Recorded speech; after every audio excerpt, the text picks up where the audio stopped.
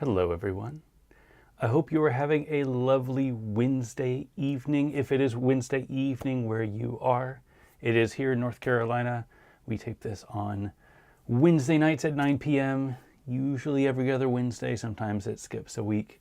It's been busy here, man, I tell you what. So I'll get into it in a little bit, but I'm exhausted, absolutely exhausted. Shouldn't be doing a show this week, but my wife is out of town next week. So I don't want to leave the kids at home and come to the warehouse and do a show. And I don't want to wait another week because I feel like it's been too long. It's been 3 weeks already. Trying to get into a better cadence with these, trying to do more videos, trying to go out and skate on the weekends, really putting in an effort. So if I cut it short this evening, it is because it has been a long week, and it's going to be a long week still. But I am very happy to be here. It is my favorite thing to do. You know, I enjoy doing the skating. I enjoy, living my life and all. But one of the things that I enjoy with skating and with my life is having some time on Wednesdays to hang out with my friends on the Gear Talk and chat on the online and see all of the comments and get all the questions. Love talking about skating. And this last weekend, we had Crowder Power Cup, Crowder Power event. I don't know what Chris is calling it. Definitely Crowder Power 3 was this year's event. That was this weekend in Raleigh, North Carolina, at the Marsh Creek Park, which is my favorite ledge, the curved ledge that you see me skate all the time. Absolutely love that ledge. People were killing that ledge, and then moved over to the bowl area, and it was just an amazing event. But I learned a ton. Really looking forward to sharing some of what I've learned from talking to people, helping people size their feet. There's a lot of misconceptions out there that I hope that I can clear up. I think a lot of people are very set in this is the size of skate that I have. And then when you give them some options, it kind of opens their eyes. And I hope to open your eyes tonight. We'll see if that works. But yeah, it's been a good time. I hope that it's been a good time with you. Let's see, is everything working good? Everything's working good. Looks like the stream is good this week. Shouldn't have, knock on wood, although plastic shouldn't have any drops. I've turned off all of the other devices in the warehouse. I'm plugged into my Ethernet, and I've turned off my Wi-Fi. So I'm just on copper. I should be going fast, and I should have great bandwidth. So we'll see. We'll see.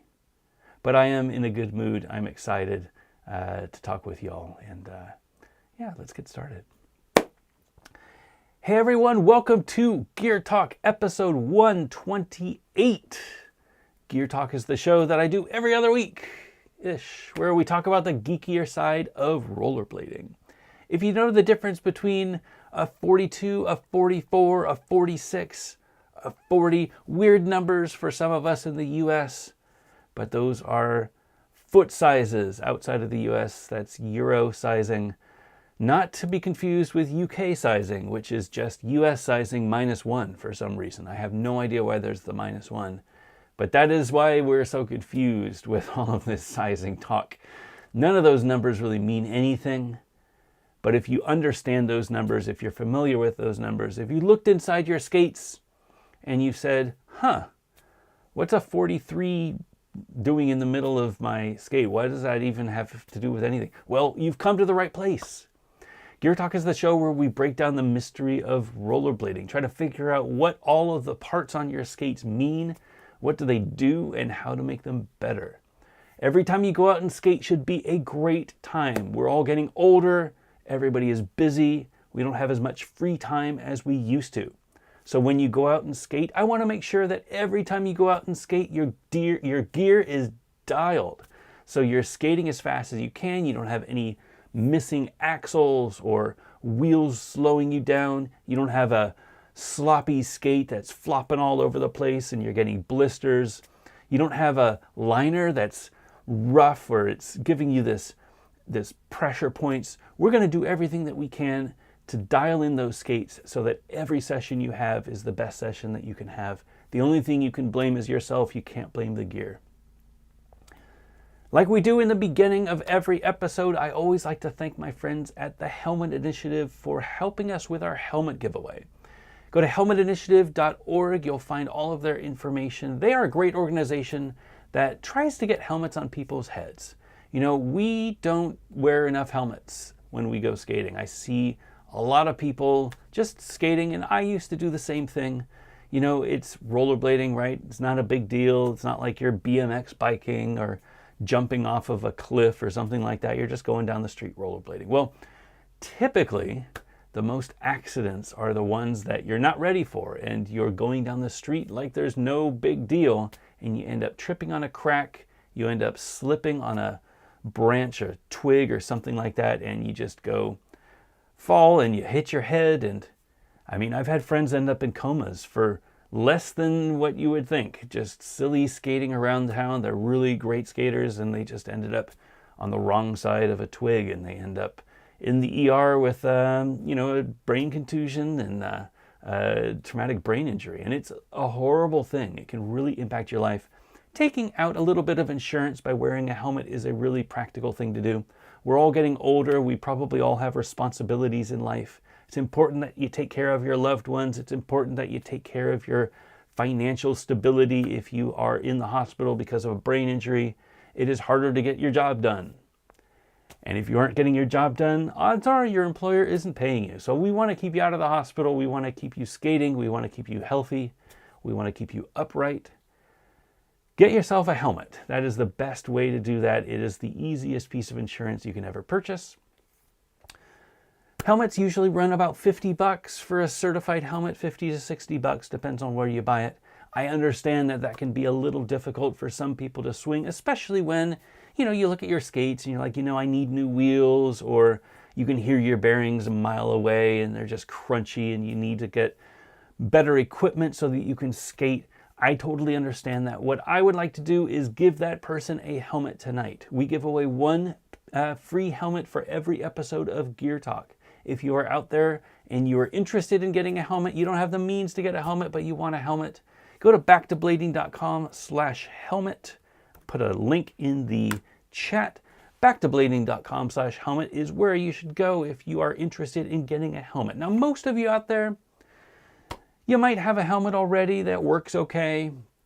That's fine. This probably isn't for you. This is for people who really want a helmet. They would wear a helmet if they had one. But for whatever reason, financial or whatever, they can't afford a helmet right now. We want to make sure that we get more helmets on people's heads for people who are interested in wearing them. Thanks again. Thanks again to the helmet. I'm glitching.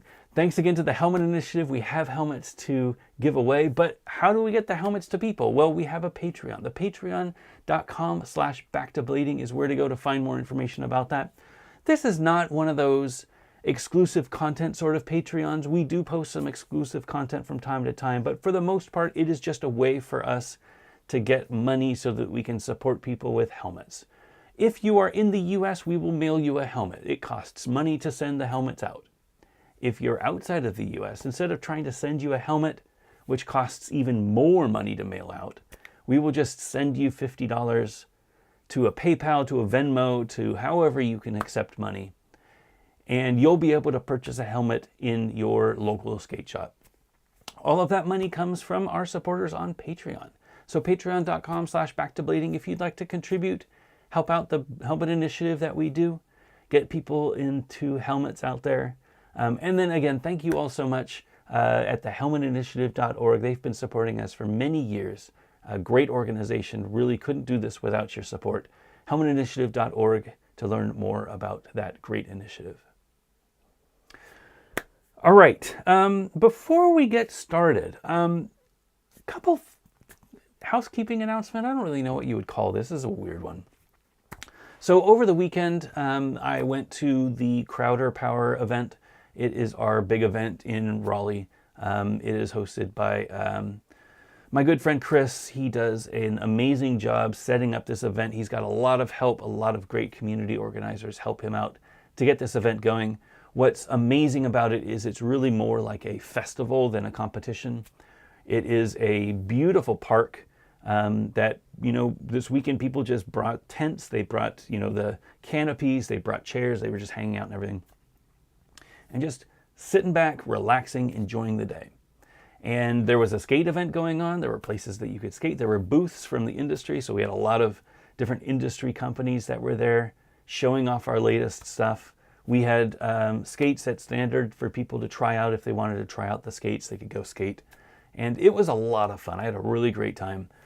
Overall, that weekend, I had people visiting us at the warehouse. So we're here in Durham, which is about 30 minutes away from Marsh in Raleigh, where the event was.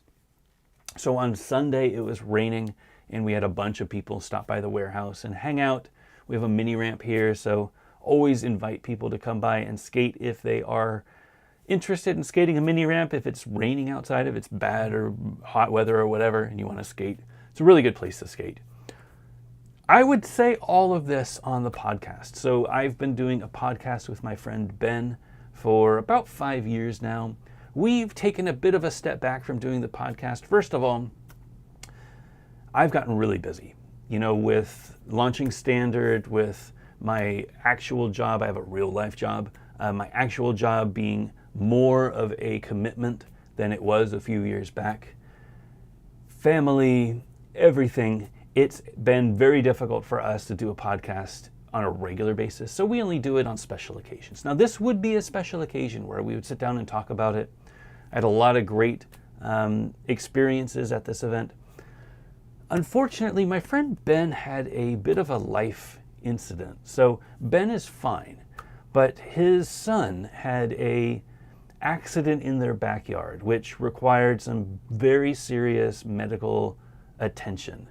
And they had to get airlifted to a child specialty hospital in a different state where they really specialize on this stuff.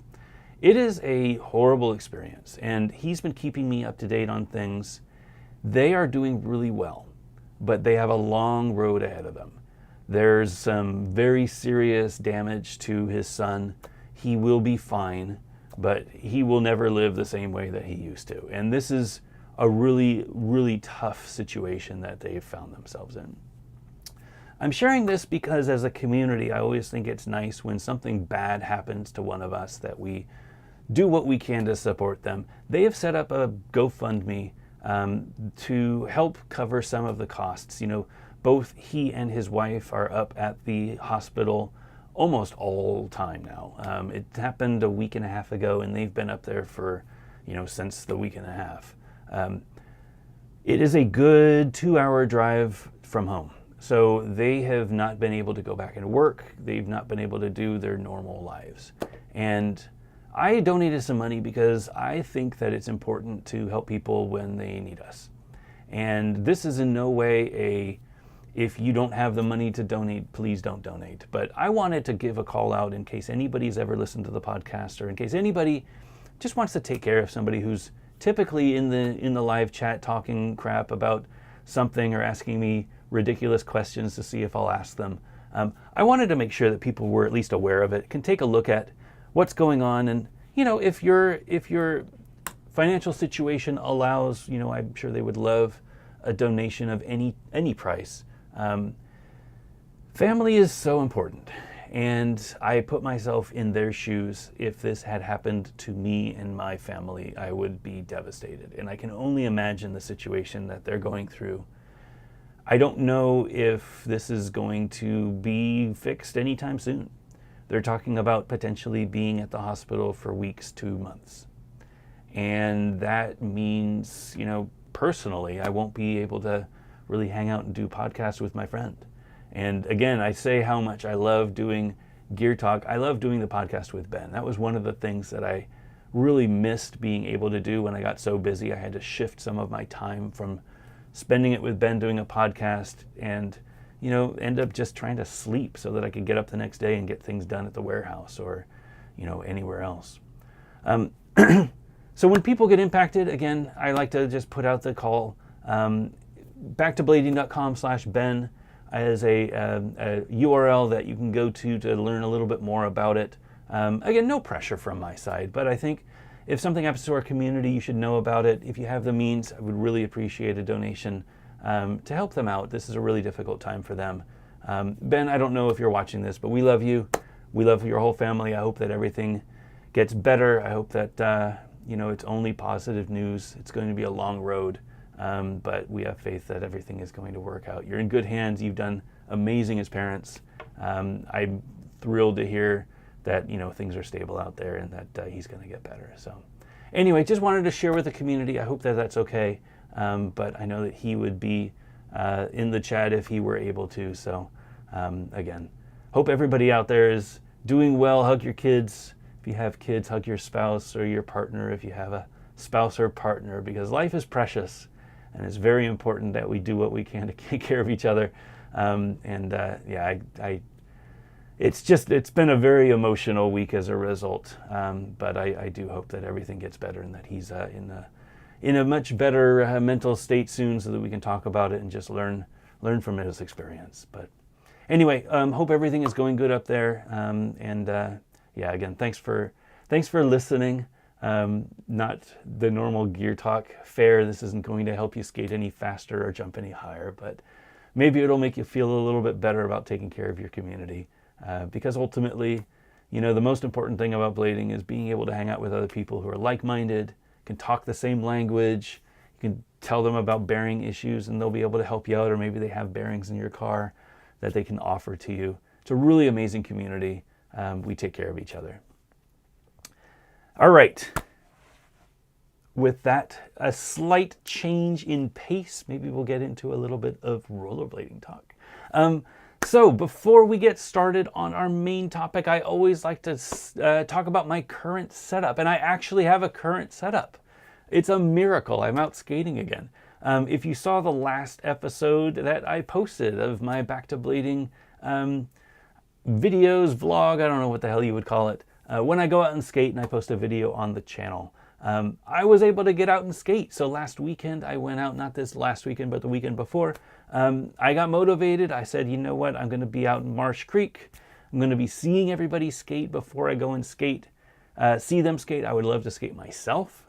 So I went there and skated. Absolutely very little warm up, stretching and everything. But my first session back after a while, it did not go well. I don't know if you watched the video, but I ended up really tweaking my back. It's tough getting back into it.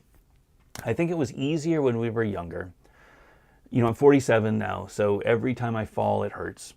And I do stretches every day. I have been trying to do a bit of core workout, a bit of physical workout, but it's been 4.5, 5 months since I'd skated. In any capacity other than just skating around town. I put some big wheels on and I skate around my neighborhood. I sometimes roll around in the back in the warehouse, but nothing like jumping on a ledge that's not super low and trying to do tricks that require balance and stuff like that. It was a very difficult session. I have skated a few times since though. So current setup. So it should come as no surprise. This is going to get really monotonous, but I am on the Standard Omni. I was skating them stock. So this is the Standard Omni. Again, full disclosure, this is my skate company. Designed this skate a few years back. Took a few years to design. We released it earlier this year. We announced it fall of last year. This is a plastic shell boot. It has an internal shock absorber. It is a flat sole, even though it might look like it's got a raised heel. It is a flat base, internal shock absorber to give you a little bit of a heel lift. Has a great, nice, wide sole plate. My favorite thing about it, little notch for royales, nice flat base for balancing out backsides or backside royales. It's got a little bit of an angle to the sole. So as you can lock on, it's a little bit higher on the edge than it is here. That helps you lock on a little bit better. A little bit less resistance when you're doing sole tricks. You're going to really fly, especially on rails. When you lock on a handrail, it's really difficult to get off. I don't know if that's a good thing or a bad thing, but it's definitely a thing.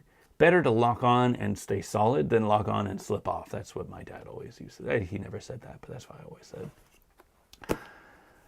They usually come with white sole plates, white frames, black wheels, but I swapped it around a little bit. I put the black frames on the black sole plates. Really love this white and black look. I'm not a big fan of white skates. You can see already I'm making a mess.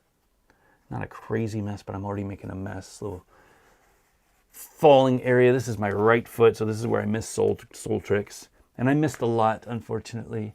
My legs were not used to jumping. My legs were not used to squashing down on royales. It really didn't go as well as I had hoped. But that's the way that it is. A couple days after that, we had the Crowder event. So I think I skated on Sunday. On Thursday, we had a bunch of guys come by, and I was able to go and meet them for a session at Apex, which is one of my favorite spots. Apex is a local skate park. You've probably seen it in the videos. It has a big water tower in the background. A lot of lines, a lot of little obstacles. Probably my favorite park in the area. If I'm just there, there's not a lot of people, you can really skate anything. You can do big airs. You can just cruise around. You can do grinds. You can do rails. You can do gaps. There's a bowl. There's really everything that you could ask for at Apex. I set these up with just big wheels. So I had a plastic, the plastic shell, but I took off the sole plate, and then I mounted the big wheel frames directly to the boot. That gave me a really nice power transfer. It is a completely flat base. So all that you need are the 2 UFS bolts. Take this sole plate off. You can mount the frame directly to the shell. And I was able to just skate around. I pumped around. I was on 90mm wheels. I was going super fast, charging up those wheels with energy, flying around the course. Big airs over the hips. It was really nice. I was hesitant to do any grinds. You know, my back had still hurt. I was stretching it out. I was taking hot baths. I was using my percussion massager as much as I could do to loosen that area up. So I felt good enough to go skate, but I didn't feel good enough to do any grinds or anything that I could really accidentally throw myself into a weird position and catch myself or stress myself. So instead of doing that, big wheels it is, and it's a really fun park for that. Saturday was the event. Didn't skate at the event. Sunday, we had an open house here at the warehouse. So from 10 until 4 o'clock, probably around 6 o'clock, we opened up the warehouse for people to stop by. We opened up the mini ramp for people to skate, had the front showroom for people to check out all of the products. As they were leaving around 4 o'clock, my friends from the Slack, we have a Back to Blading Slack if you're interested, send me a message on the Instagram and I'll get you an invite.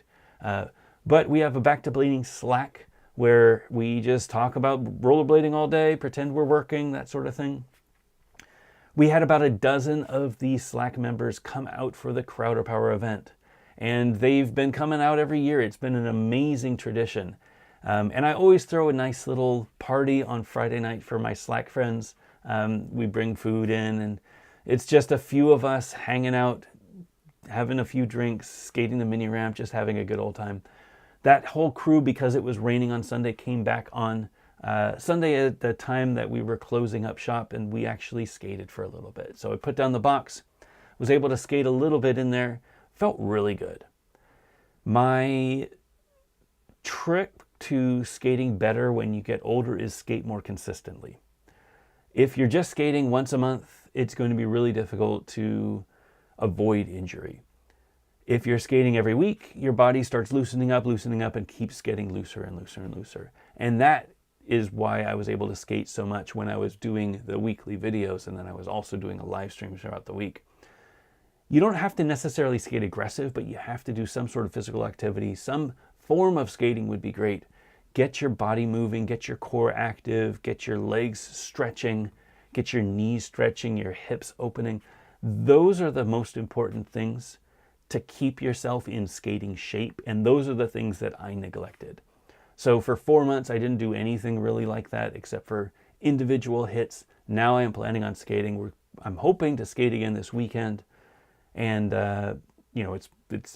we'll likely have an open house on Saturday, maybe not. Depends on what time I'm able to get here. But any opportunity that I have to skate, I'm going to try to take that opportunity. I want to get back into skating. I forgot how much I missed it. I've been so busy with, everything else going on in life that I haven't really given it enough time and attention to skate. And I absolutely loved being able to skate with my friends over the week. So do hope to do more. I don't know what I'm doing this weekend, but I do hope to get out and skate a skate park. Stay tuned if you haven't already. Check out the channel, subscribe if you aren't already, and see if there's a video I usually post videos on Monday. So at any rate, enjoying the skates. You know, they are obviously, you know, my favorite skates. We designed them to be my favorite skates. We are very happy with the response. We are all sold out. We have like maybe 2 pair of black in large left. There might be some more in shops, but we are predominantly all sold out of the black skates. We have about, I don't know, 2 dozen, 3 dozen of the white skates in various sizes in stock. Shops still have inventory, so if you are looking for skates, you can't find them through the standardskate.co, go over to a local shop. There is a listing of all of the retailers on the website. Go to one of those shops if you want to pick up a pair. Response has been great. You know, they are a hard boot skate, so they're going to be great for some people, maybe not great for other people. I think everybody wanted to try them out. The people who didn't like them didn't have a problem returning them. It's no big deal. It's no shame to me. But the people who love them, I see a lot of people posting, and I'm getting tagged on things all the time. I'm seeing people unlock tricks that they thought they could never do because the skate just performs the way that they want a skate to perform. And I'm really happy about that. That, as a designer, was my goal, that these skates should give you confidence to do tricks because it is a really nice Royale. It is a really nice wide sole. It is a really light skate. It is a solid skate, so you're not going to flop around. Everything that I had hoped that we would have in a skate. So very thrilled with the response. Again, anybody out there who's supported Standard, really appreciate it. We are ramping up to start our next production. We've got a few things to do before then. The first of which, we are introducing a brand new shell size. So at launch, we have 4 shell sizes. We have a small, medium, large, and extra large. The small is designed for a size 40, which is usually a US size 6-7. It is the smallest skate that we currently make. We also have a medium, which is a size 42. We have a large, which is a 44, and then the extra large was a 46. US sizing, you know, it's 6-7, 8-9, 10, 10.5, 11, 12. Those are kind of the 4 buckets that we're trying to cover at launch. We heard from a lot of people that, first of all, the small is going to be too big for us. So I need something that's a lot smaller. And second of all, we heard the extra large is not big enough. We need something that's even bigger. So those were the 2, like 4 shells. You're only going to be able to get a section of the market. You're not going to be able to get everybody. But we did everything that we could with the amount of money that we had to invest in molds. We knew that we were just getting started, and we're really happy to share that we are now opening up the mold for our extra small shell. So this is the extra small. This is a 3D print of the skate. This is not what it's going to look like. It is just void of any texture, of any paint, of anything at all. It is a 3D resin print. It is not flexible at all. It is simply to get people to put their feet in and to see if the length and the width and the height work for their feet. We brought this to Winter Clash, and we had about a dozen people try it on, and we got a lot of good feedback. We had it at the warehouse, so people could stop by during open houses, try it on, and give us the feedback. We had it at Crowder, so I had a lineup of all of our different sizes. People gave us feedback. We had about a dozen people try these on. We are very confident that this extra small Omni is going to fit that void of people who don't fit into the small because it is too big, who would normally fit into a size like 5 skate. These are predominantly similar. I've heard similar things to like the extra small 909. It should be a really great size. I figure everybody is going to need a small skate sometime in their life. Not everybody is going to need a super big XXL skate. So as we get bigger, as we grow up, our feet start at a small size and they get bigger and they get bigger and they get bigger. Some of us don't stop. And some of us go all the way to a double XL, which is a really, really big skate. Through that journey, everybody stops at the extra small. So it made 100% total sense that we should make an extra small skate because people will always be needing this skate. Now, there are people who need the double XL, and I have a story about that I'm going to tell later.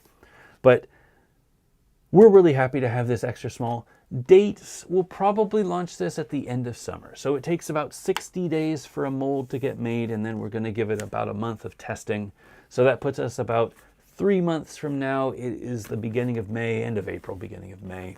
So that puts us into June, July, August until we have actual samples that we're going to be skating. Which is a long time, I know.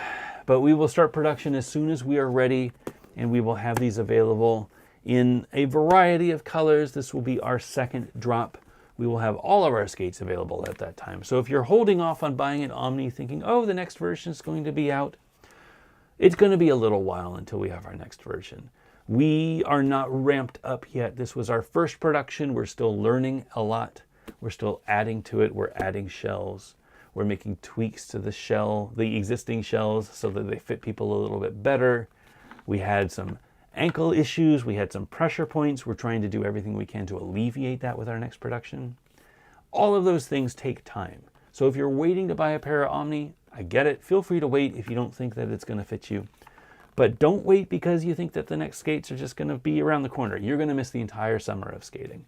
We will not have a new skate in summer. This is our current line, the blacks and the whites at launch. Those are our current line, and that's what's going to last us until at least August, probably September. We'll see how quickly we can roll. But the extra small will be part of that line. That's the only thing that I can announce to that line. It's going to be a really great launch, though. We've learned a lot from our first production. We're making a lot of improvements. They are great skates to begin with, but there's so many things that we think we could do better. And I cannot wait to share everything that we've got in the V2. I will go through every little detail as soon as I have production samples and explain everything to you. All of the little things that we've tweaked, all of the feedback that we consumed and then made changes to the molds. These are things that we're going to do as a brand. We're spending a lot of time dialing in this skate. It's wild how good this V1 is, but we are still at a V1. We still haven't heard from hundreds and thousands of people what they like, what they don't like, what they need improved, what they think we should lean in on and can make even better. We're starting to get that feedback now, and those will add to the next release and the version 3 release and the version 4 release. We will continue to improve year over year, production over production, until we get these skates to the point where they're perfect, and then we'll continue to improve and try new things. At any rate, extra small is coming. Thank you all so much who have tried the extra small on, gave us that feedback. We're really, really happy with it. We think you're going to love it. Stay tuned for dates and announcements and such. We will make sure to let you know here and on the Standard Skate Co. Instagram. Those are the best places to get more information. But until then, enjoy the skates that you have. It will be a while until we have this extra small. It will be a while until we have our next production. So please, order skates. If you need skates, get skates. Skate shops have great skates. There are great skates out there now. Don't wait until fall for the Omni. Get some skates. It's more important to us that you're out there skating now than it is that you save up your money and you wait and wait and wait and wait for the Omni, because it will be there when you are ready for it. All right. Do you want to do questions? Let's do some questions. That's always nice. You heard about my current setup. You know what I'm doing. Trying to get out there and skate more. I do hope that my body gets better and that I'm able to skate more often. Weekly skating is really important. Bi-weekly if you can do it, but at least weekly skating. That keeps your body in shape. So when you fall, your body is ready to catch it. Yeah, let's do some questions. So the way that we do this, if you are watching live, please make sure that you tag Back to Blading on your question. Not expecting a ton of questions. It's going to be a pretty quick show, I think, tonight. But if you have a question, I would love to answer it. Tag Back to Blading on any of those questions. If you're watching this in the future, make sure that you leave a comment in the video with any questions. This could be anything to do with rollerblading. If you've got some weird thing going on with your skates, if it's making a sound that you're not familiar with, it's kind of hard to find that stuff on a search engine or on Reddit or on ChatGPT or something like that. I'm a great resource for that. I would love to answer your questions. If you don't have a skate shop, I can be your virtual skate shop. Just ask away. Yeah, I would love to answer them. Let me scroll all the way to the top, see if there's any questions already.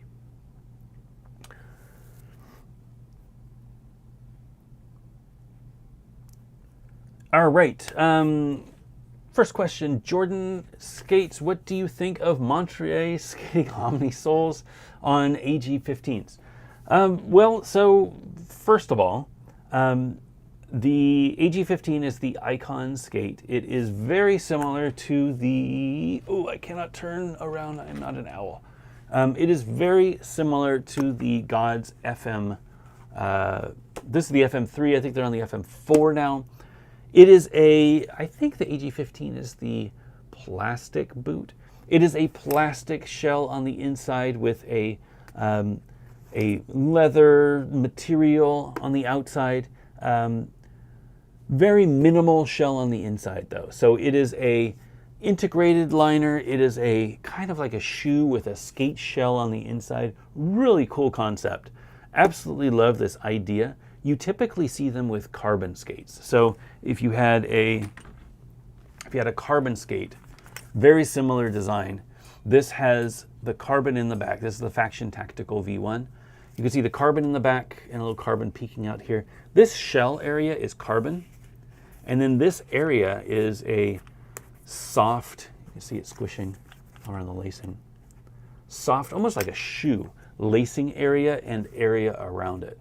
What's great about that is it gives you the rigidity, but then you have that skin so you can customize it and make the skate look however you want. With the Icons, unless I am mistaken, it is this one, which is a plastic instead of the carbon, plastic inside skeleton with the material that wraps around to make the lacing area.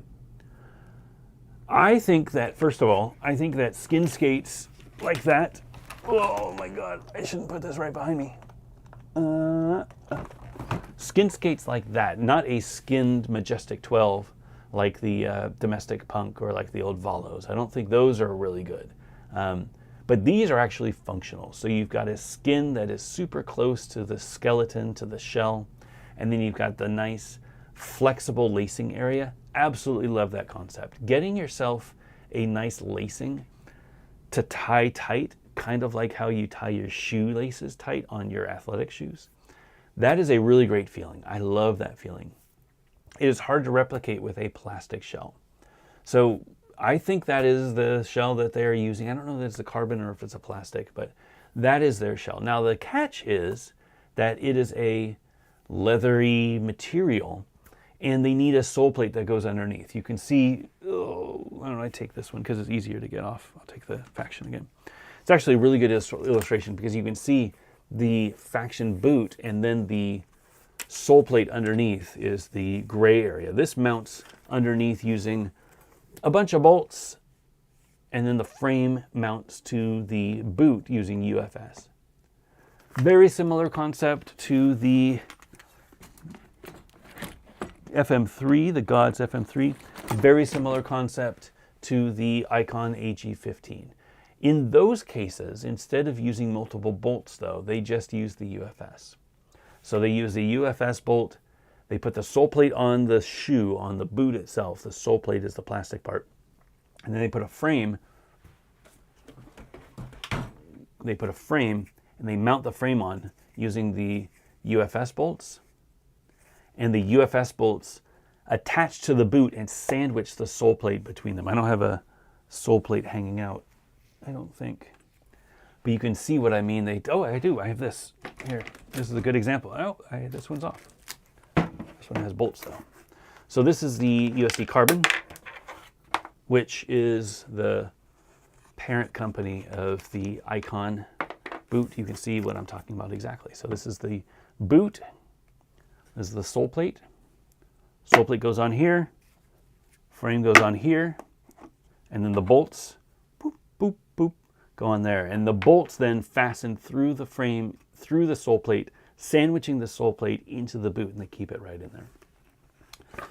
What Montre's doing is, instead of using these stock sole plates, which I believe are the same sole plates that come on these, FM3s, instead of using these sole plates, he's taken the sole plates off of the standard Omni.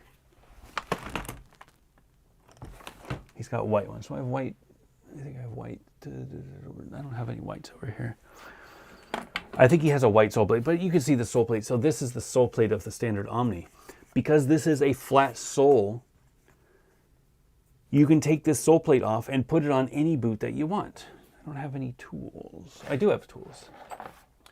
Now, let's see if I could take it off. This tool is not going to be easy, but let me see if I could take this off.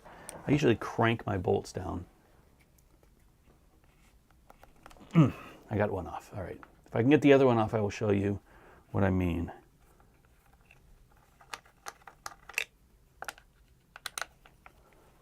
Oh, get off. Oh, my poor fingers. This is why I need my better tools over here. I usually keep some, but I cleaned up this office. When we have visitors over to the warehouse, it gets really difficult for me to find a place to put people. So I hide most of this stuff. This room becomes an extra storage room.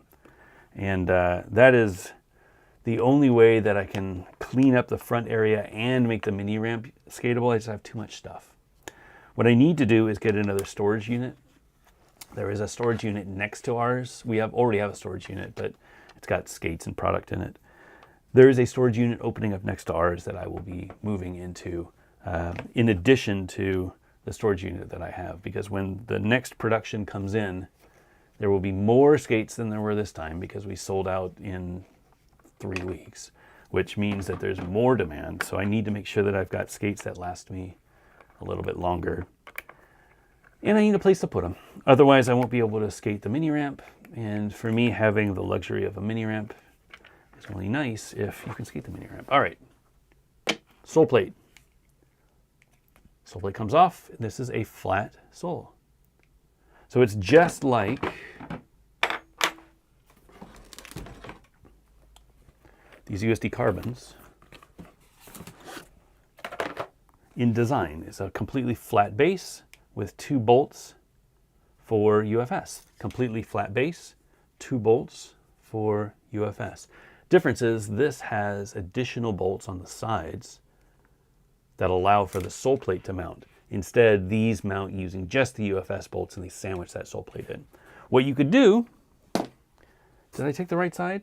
Oh, I could have. That could have been so cool if I brought the right. Let me get the other side skate. Would have been some really nice luck if I were to do that. So what you can do is you can take this, because it is a flat sole boot, take out the bolts so that I don't just lose them. You can take the sole plate from the standard Omni and put it whoosh, on the boot. Huh? Huh? See? And then you just use the UFS bolts to put a frame on. Pop. And then you mount the bolts through. Not designed for this boot. This sole plate was designed for the standard Omni. But it just so happens that some of the sizes fit really nicely. And Montre saw somebody post a picture of a standard Omni sole plate on an Icon AG15 and said, hey, that sounds awesome. So he got himself a sole plate and he put it on and he's like, these are really nice. I'm going to skate them. What do I think about it? I think Montre is an amazing guy. Have met him a few times now. He is one of my top 5 skaters of all time. He is, from a consistency perspective, from a height and amplitude perspective, probably second to none. From the nice guy that everybody wants to hang out with and represents rollerblading really in a positive light, I don't think he has much comparison. He is probably the nicest dude that you'll ever meet. Him skating our products is, I mean, it's a huge deal to me. And him saying that he loves the products, you know, he skated them in the event. That means that he likes them, right? Is there a future? No, come on. I mean, he's just trying things out because he likes to try new gear. He lives in North Carolina. I would always hook him up if he ever needed anything, but I think he's very happy at Icon. He's very happy at Create Originals. He's very happy with all of the brands that he represents. He's a very good dude. And it made me really happy to see him skating the sole plates. I don't think it's a permanent thing. I think he just wanted to test them out. He likes them. He skated them. They're great sole plates. They fit really good on that sole, on that skate. Who knows what the future holds? But I wouldn't be surprised if there are more skates out there that fit Omni sole plates. Again, I mentioned this a few times. The thing that I am the most proud of the skate is the sole plate. This is what we spent the most time on. This is, for me, what differentiates a good skate with a great skate, is having a sole plate that hits all of the marks, that does all the things that I expect in a aggressive skate. And I think we nailed it. And obviously other people think so too, or they wouldn't be skating them. So yeah, I couldn't be happier. He's a great guy, and yeah, if he ever wants to be on a sole plate team, maybe we could talk. But I think he's very, very happy on Icon. I mean, he's got 2 skates right now. If you haven't seen the edit too, there's a really cool, I think it's called Gemini, really cool edit where he's skating both of the different setups. Really, really cool. He's skating the sole plates on a couple of tricks in there too, I think. They're on the white skates. Anyway, yeah, great dude. If he ever needs anything else, I will always send it to him. I just, think the world of him, and I think he's great for rollerblading. And yeah, if anything that I can do to support, I'm always there for him. Great question though, and great observation. I don't know if that was how that leaked out, but yeah, I saw it and I was like, well then, there we go. Jeff Metz, thanks again for being an amazing host, especially when you had so much going on. Thank you, Jeff, for making it all the way out here. It was great to see you again. It's been too long. Everybody who was able to stop by, really, really appreciate taking the time. I put things in a lot of interesting perspectives this weekend because it came to a point now where when we have a skate that I can have people over, and there's a reason to have open houses. There's a reason for people to stop by, try things on, put the skates on, all that stuff. Also, I'll add, there's money in making skates. Not a lot of money, but there's not a lot of money in wheels and frames. Like, I'll be completely honest. We don't make a ton of money with Fitty Fitty or, Chroma or anything like that. That is let's keep the lights on, let's sell products so we can make more product and make new stuff. But the margins are so small for wheel companies. And then you add in, money for art, money for advertising, money for packaging, money for the writers, royalties for the writers if you have them. All of the margins that you make on wheels get consumed really quickly. I never did this to make money. It's always been a labor of love. It's been a creative outlet. I have a really great job that I love, and it is a very challenging job, but it isn't the most creative job. I wanted something that could be creative. And that, to me, is what skating is and what all of the brands are. I also give skating a huge amount of credit for making me who I am, giving me the opportunities at an early age to learn about business, to learn about manufacturing and production and design, and get to meet people and go travel internationally. I went to Brazil, I went to Germany as a 22-year-old kid. Like, those are big life experiences that I owe to blading because blading supported me. So now that I have a stable job, stable income, great family, I don't need to make a ton of money on this. I want to support rollerblading, and I want to support the people who are out there doing it. I want to support the events, and obviously when my friends come by, all the way from Chicago to visit. I want to make sure that I can support them. So it makes me super happy to open up the warehouse, have, food and drinks and everything so that we can have a little party. We were able to sponsor the porta potties at the event. It's completely stupid, but I love that we have a little bit more disposable income now with a skate company that actually does have margins, that actually does make money, so that we can have, a place to go to the bathroom at the event, which we didn't have last year. So yeah, things like that. I love to be able to give back to the community. And again, thanks so much for joining. It was a really, really great weekend. I wish that we could spend more time. Someday I'll be able to spend time when I'm not so busy and actually skate and actually enjoy it. It's I don't know when that's going to happen though. Hold my breath.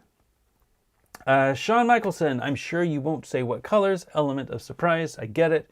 But besides black and white, how many new colors can we anticipate for the next drop? What can I say? So we always want to try to keep black and white in stock.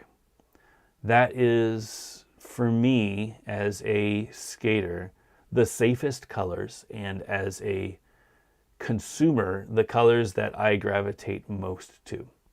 If you come out with a green skate, or a yellow skate, or a blue skate, a lot of people are going to love that skate. A lot of people are going to love it but not buy it. And for most people, a skate is an investment. It's something that they are going to want to last for a few years. You're going to commit to that for a while. If you buy a new phone and it comes in a variety of colors, most people will go with silver or black. Because I know that I'm going to be in the mood for a black phone for the 2 years that my contract is on for a phone, right? I don't think most people buy skates every 6 months like some of us do, or every 3 months, or every whatever months. So keeping black and white in the line, I think we're going to do our best to do that. Now, that doesn't mean that we'll have a black skate and a white skate with every drop, but we'll do our best to keep them in stock so that there is always that option for people. We do want to do some colors though. I love experimenting with color. I love having a little bit of something that's different than black and white for people who want a little bit more than just black and white.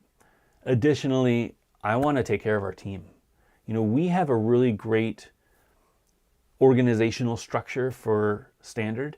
I don't think I've ever gotten into this, but we talked early on about, I think actually the team talked about it on David's podcast, on the Wheel Scene podcast. We talked early on about money and how were we going to make this financially viable for everybody. And what would the incentive be for the skaters? They know that I'm putting a ton of money into this and I'm not going to see a return for a while. But I will see a big return, right? If this is a success, this is a skate company that I now own. This is the molds that I now own. This is a future business that I now own. Where are they, right? And I can give them ownership. We might do that, but that's not really something tangible that they can like, oh, hey, look, I've got this piece of paper that could mean something in 5 years or whatever. We talked about salary, but unfortunately with salaries, it requires a persistent amount of revenue coming in, or at least from a business's perspective, a better way of managing my money. And I'm not great at that. I'm pretty good with the business stuff, but when we're just getting kicked off, it is hard to come up with a realistic salary that's worth what the skaters are worth. And we came to an agreement where we were going to do it boiled down to what did the skaters want? And the skaters wanted to be part of something. They wanted to be part of this. They wanted to make skates that were going to outlive them, basically.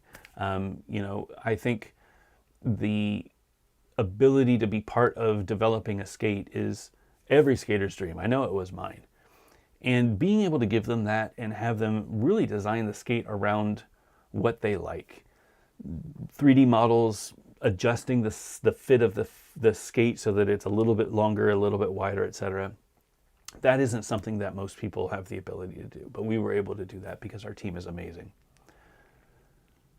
But they also want to be able to go out and skate. They're in this not because of the money. It's not a career for them. They all have their careers. They all have a job. They all have of full-time employment. This is something that, and to be honest, I don't know that there is a full-time gig as a pro skater. I don't know that that's something that we can do anymore. There just isn't that many events. There isn't that much media. There isn't that much of a market that we can have people doing this all the time. But I wanted to make sure that we could take care of them. So we had two ways for them to make money in a sense.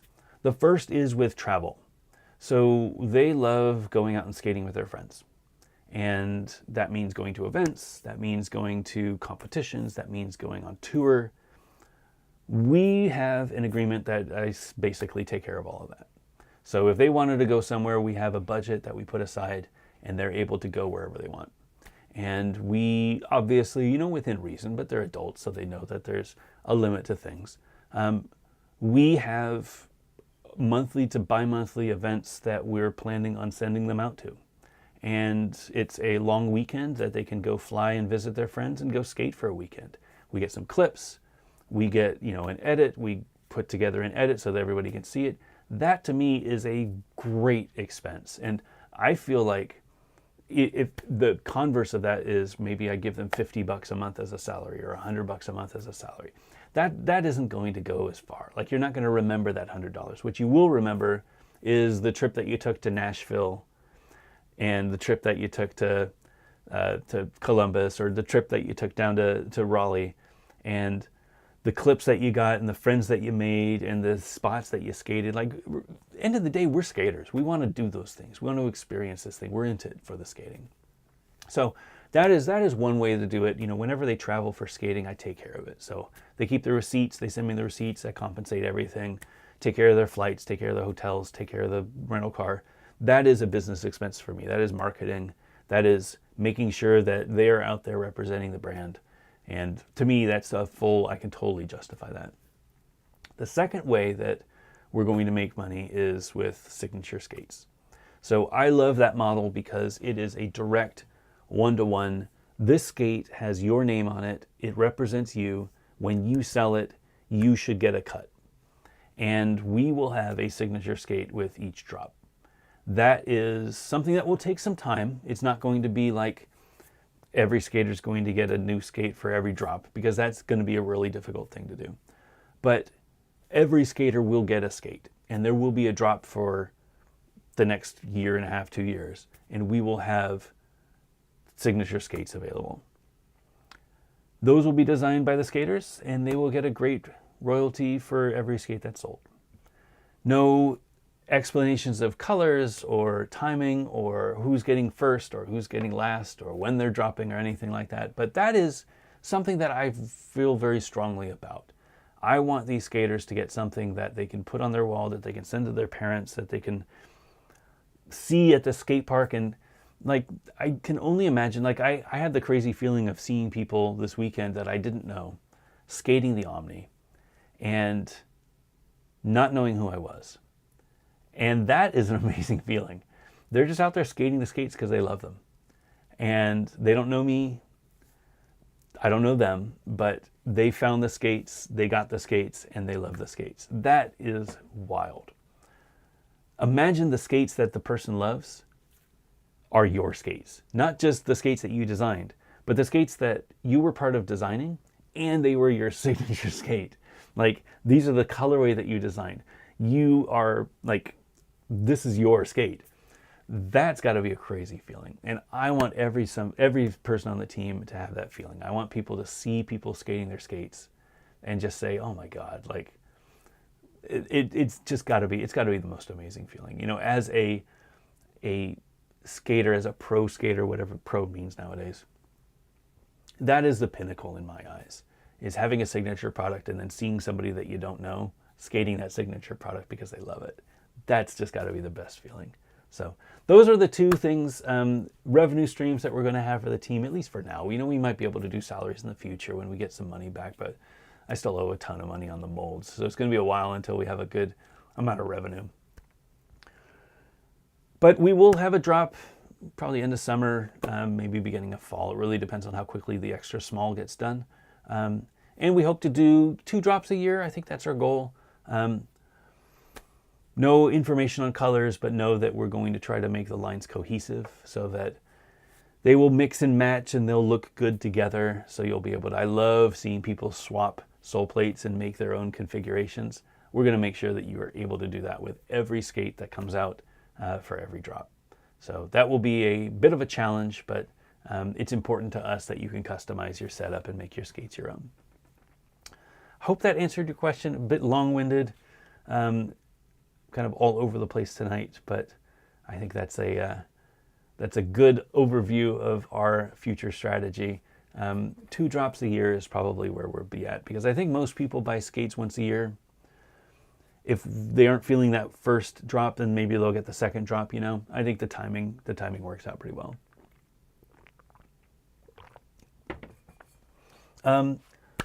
One question about frames. Differences between flat and anti-rocker. How can I recognize one or the other? Thank you. That's a really great question, and it's a question that we don't get asked very often. I think it's a fairly it's a inexperienced question, and I think that for me, because I've been doing this for so long, I don't even consider that it would be a question. So appreciate you asking it. Again, this is a safe space. You can ask as many questions as you like. For aggressive skating, there are a bunch of setups, but 3 major groups of setups. And I don't know that I have all of them. I have all of them up here. 3 major setups for frames. The first being flat. Flat is when all of the let's get some fun stuff going tonight. I got some fun stuff on the wall. These are the K2 Fatties. This is an old skate. This is a flat setup. So you can see all of these wheels are the same size. These are all 56s, I think. 55s. These are 55 millimeter wheels. And as you can see, all of the wheels are touching. If they rolled on the ground, they would all roll. This is a flat setup.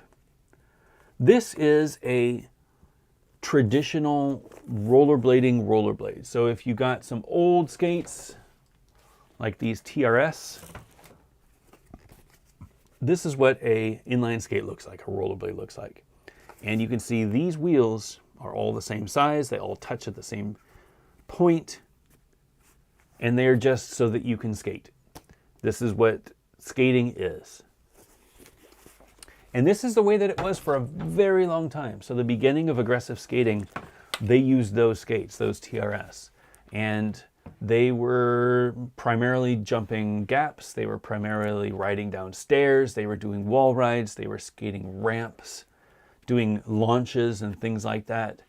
But they didn't do any grinds. If you're skating flat, it is a great setup. If you don't plan on doing any grinds, it is a great setup, and definitely my recommended setup for anybody getting into skating or anybody who just wants to go out there and skate. It is the best feeling setup because all of the wheels touch. That means that you're not going to have any weird ankle issues. You're going to have a much more responsive ride when you're skating.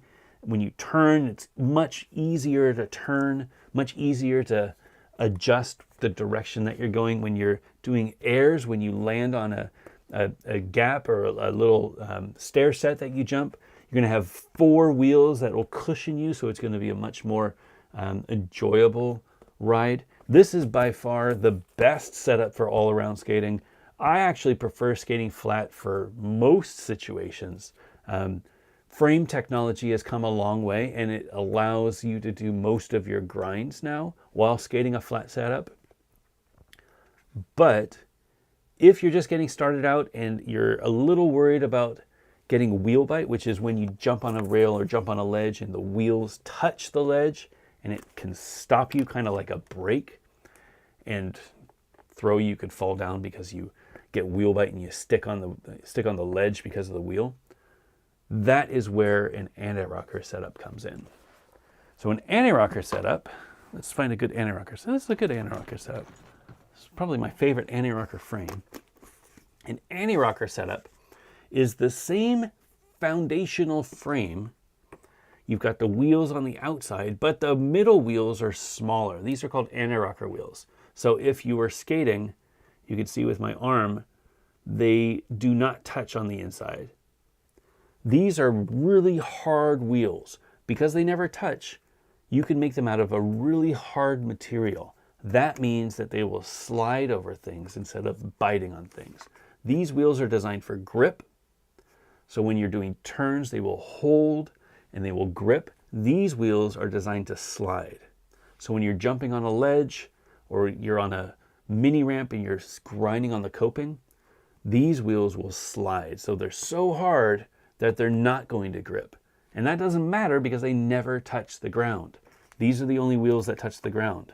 So when you're skating, you don't touch these middle wheels at all. But when you're grinding, you can jump on a ledge, jump on a rail, jump on any object, and you're just gonna slide. Much, much, much easier for grinds. But it feels horrible to skate. And I'll say it, I was an anti-rocker skater for many years. I still skate anti-rocker. I was skating anti-rocker this weekend. It doesn't feel good to skate anti-rocker.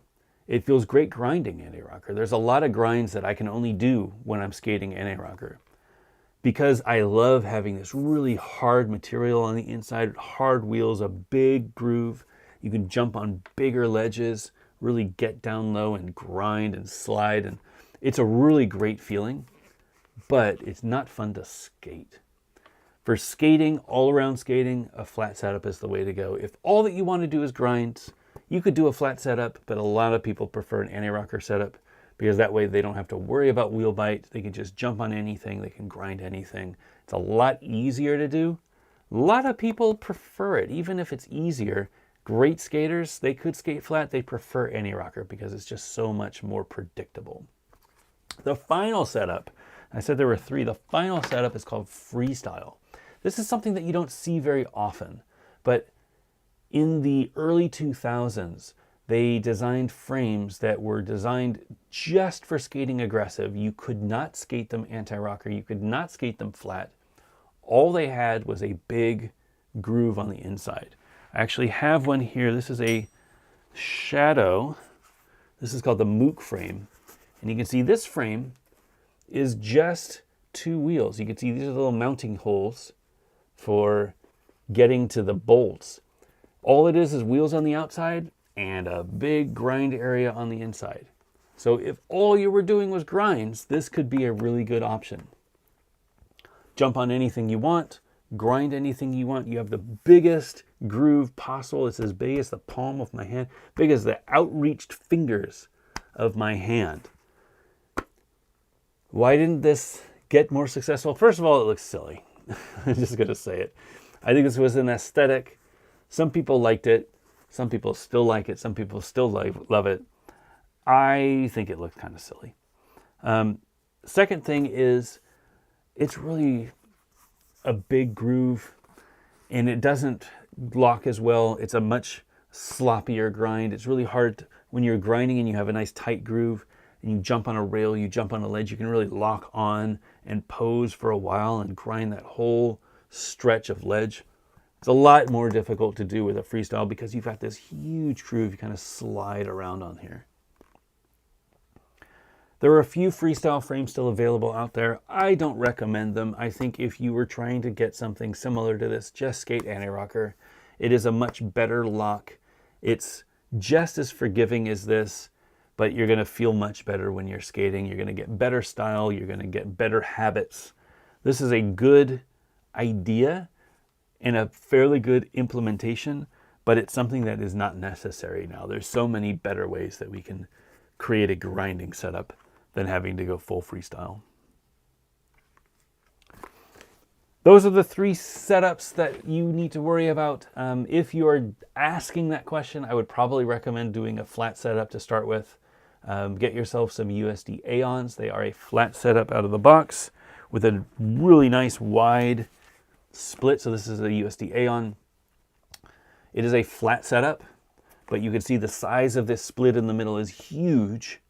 And it has these raised little nubs that let you grind like you were skating anti-rocker, but you've got all four wheels touching, which means that you're going to have the same similar feeling as skating a traditional flat frame.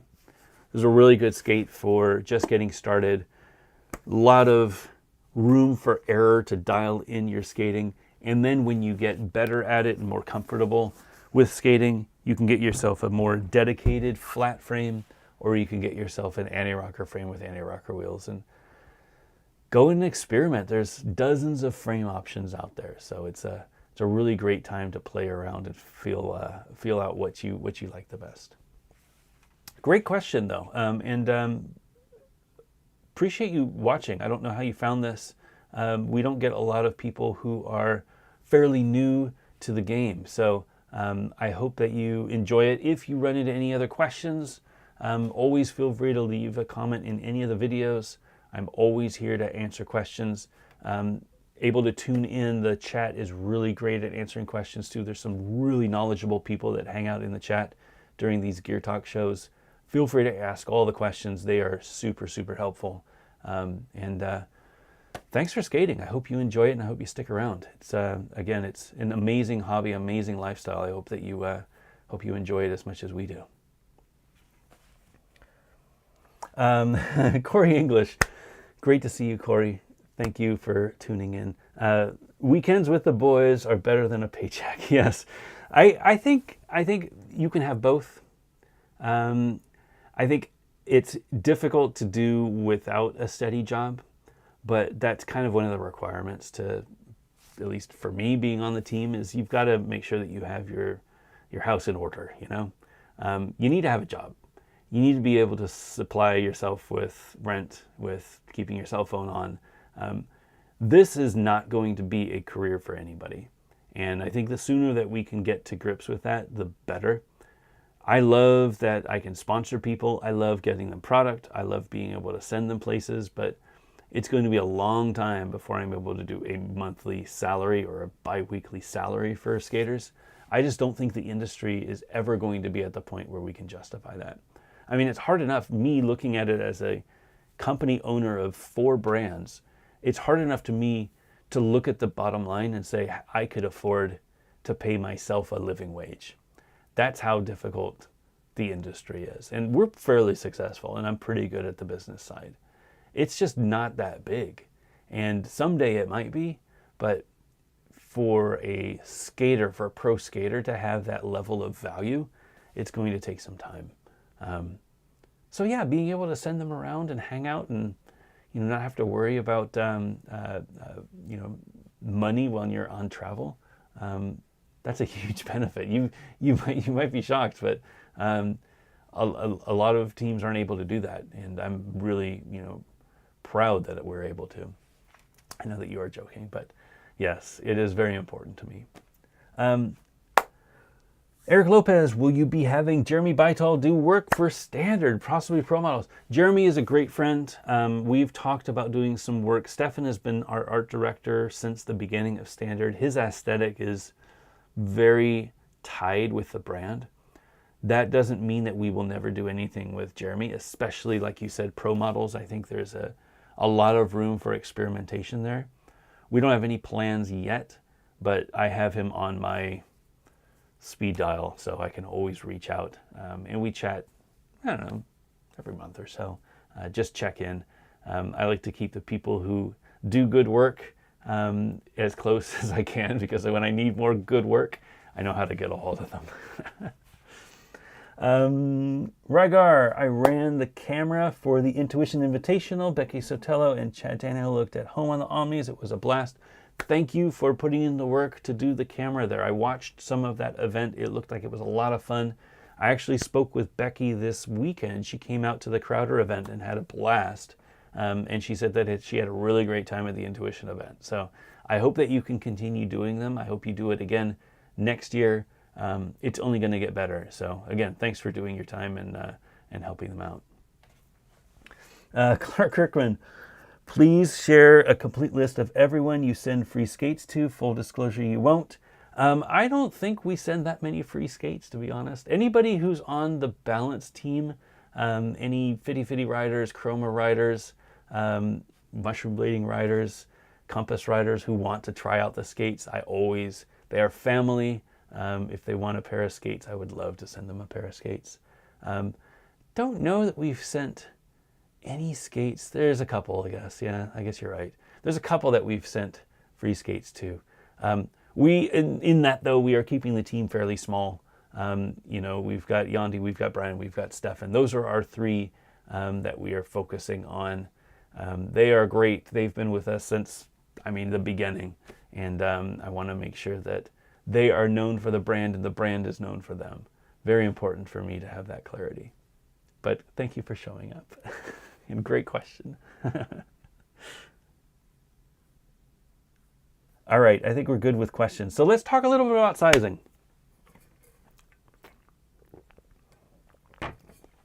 So let me put these back on the wall, clean up a little bit so that I can get to them. I've been trying to get better about cleaning up as I do the show instead of cleaning up after I do the show. That way, if I need the skates, I don't have to dig through things. I don't lose things. I watch back each of these shows to see what I could do better. And one of the things that frustrates me about myself when I do these is that I lose things. And I'm like, oh, I'm stalling and I don't know where things are. So cleaning up is really nice. All right. Talk about sizing. So I don't know if anybody has bought shoes before, but I've bought shoes that didn't fit me. And I know what size my foot is. I am a size 10, 10 and a half. And I have bought shoes online without going to a shoe store. And I've received shoes in the mail. And I always buy a size 10, or I buy a size 10 and a half. If they have a 10 and a half, I'll buy a 10 and a half. And sometimes they fit and sometimes they don't fit. Either they're too short, they're way too big. Sometimes they fit perfectly. Now, why is that? Well, everybody has their own interpretation of what sizing should be like. And the same goes with skates. So each of the different brands have their different size guides, and each of the different skates that they sell are designed for a specific foot, but being able to communicate that is always a very difficult challenge for brands to get across in a clear way. So I own a skate company called Standard, and we've done as much as we can to educate people on what shells fit right, what skates fit right, what skates they should get. We've had a pretty good success rate. I've heard from a lot of people that they got the skates and they fit them perfectly. I've heard from some people that they got the skates and they did everything that they could, but they didn't fit properly. And that's just the nature of the business. Sometimes skates are going to fit, sometimes they're not. And it's unfortunate because you bought these skates, you were excited to get them, they just didn't fit. Thankfully, most shops have a pretty good return policy. Worst case, you could put them up on Facebook Marketplace or Craigslist or any other place. I don't know if Craigslist is a good place to do it, but Facebook Marketplace is a pretty good place. There are different places on Facebook that you can sell skates as well if you need to get rid of them. If you skated them and you realize, oh, they're just way too big or they're just way too small. But what I want to try to do tonight is I want to try to help you find the right skates so that you can get as accurate of a shell as possible and accurate of a skate as possible for the first time, not waste any shipping, returning things that don't fit properly, and ultimately have a much more enjoyable time when you're out there skating. You know, a skate that fits you perfectly is better than any wheel, any frame, any liner. Doesn't matter the configuration. You could get a skate that you hate, but you put it on your foot and it fits you perfectly. No wiggle, no issues, no heel lift, nothing like that. That is going to be your skate. And like it or not, that is a really great unlock. And we're going to try to do that. Not every skate's going to fit every person. You got to realize that. But we're going to try tonight to talk about some of the tips that I give people when I'm trying to find them the right skates. I've been to a few events now where I've brought out our lineup of skates, and I've tried to help people get into the skates of our skates that would fit them best. And I have a few tips that I have learned over the last few events that have helped me get people into skates that they love. And I'll also share some people who might get into a place where they just can't fit into the skates. Maybe they only have a limited amount of skates that they should go with. It's really difficult. We don't have a lot of skate shops anymore, so you're going to be doing a lot of this research at home, and then you'll be ordering online. If you do have the luxury of going to a skate shop or being in an area that you have maybe a lot of skaters, and you're able to try other skates on, that is always the best way to do it. If you're able to go to a skate shop, the way that I always recommend it is go to your local skate shop, ask them, tell them what you're looking for and ask them what skates they have available. Ask them to bring a few different skates out, try them on, walk around with them, see which ones fit. The same thing that you would do at a shoe store. And don't go in with any preconceived notions that these are the skates that I want. Go in with the expectation that you're going to get the skate that fits you the best. I think that is the most important thing. It's not going to be the skate. It might not be the skate that you went in there or you saw an ad for or you saw your friends skating. It might be a completely different skate. You got to try a few different ones. Every foot is a little different. Bottom line, you got to find the skate that fits you. You don't have to set on a specific amount of features or the color or the materials or anything like that. You want to find a skate that fits you the best. So first thing to do, when we're talking about skates, we're not going to use shoe sizing. We're not going to use European sizing. We're not going to use a size 10. I'm a size 10.5 foot. I'm not going to use 10.5. I'm not going to use European 44. I'm not going to use anything like that because those numbers really don't mean anything. They are just a way for shoe companies to ballpark what foot they think should fit into those shoes. Doesn't mean anything from a measurement perspective. Or at least I should say it's not a standardized measurement. A 44 doesn't fit like a 44 in this skate, doesn't fit like a 44 in this skate. They're all going to be a little different. What we want to do is we want to use millimeters. Using a ruler, get a ruler that has millimeters on it. Lots of rulers in the US only have imperial. They only have inches. I had to order this. It has centimeters on it. You will probably be able to find a ruler that has centimeters. If you don't already have one in your house, they're really cheap. You can easily get one, a couple bucks and buy yourself a ruler that has centimeters on it. What you're going to do is you're going to put this up against the wall. You're going to slide your heel. I'm going to pretend this is a foot. Put this up against the wall. You're going to slide your heel all the way up against the wall, all the way back there until it nudges against the wall. And then you're going to look down, and this is the length of your foot. I always recommend that you measure with the socks that you're going to wear when you plan on skating. So don't do it barefoot because you are going to wear socks when you're skating. You're not going to want to do a big thick sock if you're planning on skating in really thin socks. You want to measure your foot with the socks that you're planning on wearing. And get your number in centimeters. Do it a couple of times, measure both feet. You'll be surprised one of your foot might be a little bit longer than the other. Get that number, you're going to go with the longest number. If you're 10 millimeters different, I met a guy this weekend whose one of his feet was 10 millimeters longer than the other, and he was asking about getting a a skate in one size for his right foot and a skate in another size for his left foot.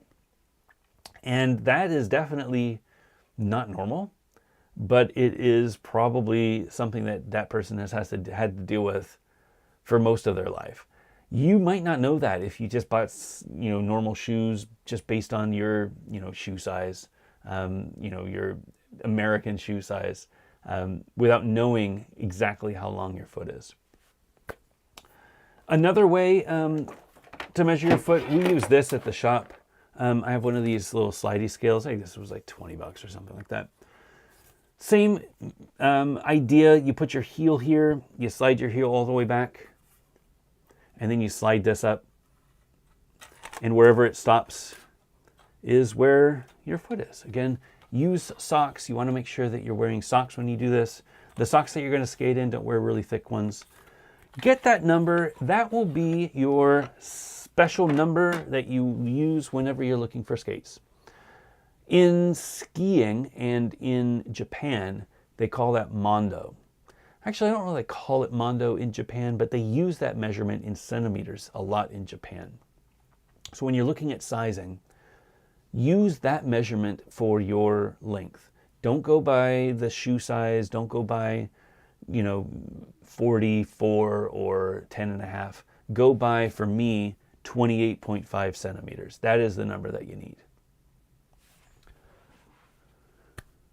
Most of the skates nowadays will have a measurement on the inside of the liner that says how big your maximum foot, the maximum distance of your foot can be in order to fit into this liner. So these are the Gods FM3s. I just happen to have them right above me. This is a weird example, but I will walk through this. This one has an integrated liner. So this skate doesn't have a removable liner. We'll talk a little bit about that in a little bit. But if you look on the inside of the tongue, usually this is where the sizing label is. You can see it lists all of the different sizes. Oh, there it is in focus. You can see it's got all of the different sizes. And for this one, it says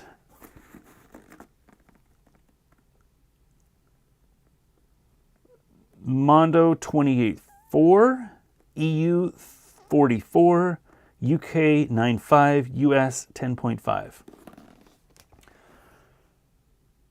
I've seen skates that I always buy a size 44. I've seen skates that list a size 44 at 28.2 centimeters. I've seen skates that list 28.5 centimeters. This one, 28.4 centimeters. This is why measuring in centimeters is always the best way. If they put the measurement in centimeters, they're saying that this is as much room as we can accommodate. If your foot is this length, then we can make it work for you.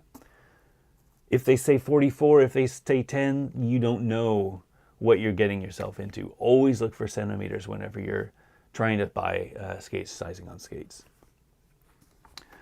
This one is a little weird. So because this skate has an integrated liner, there's no way to remove this. This liner is set inside. It is part of the shell. So if your foot doesn't fit this perfectly, you don't have a lot of options. A plastic shell boot, slightly different.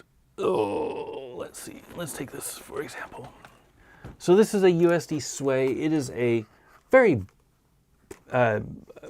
what a normal inline skate looks like. It is a plastic shell. It has a liner that is removable. And then on the inside, you could see this is where your shell, your liner would slide in. Now, most of the time, with a removable liner, you will go off of the individual liner sizing. And you can see this is a crown liner. This is a MyFit crown liner. You can see the sizing here. They always have the sizing. It's always listed in the inside of the tongue. Looks pretty sharp.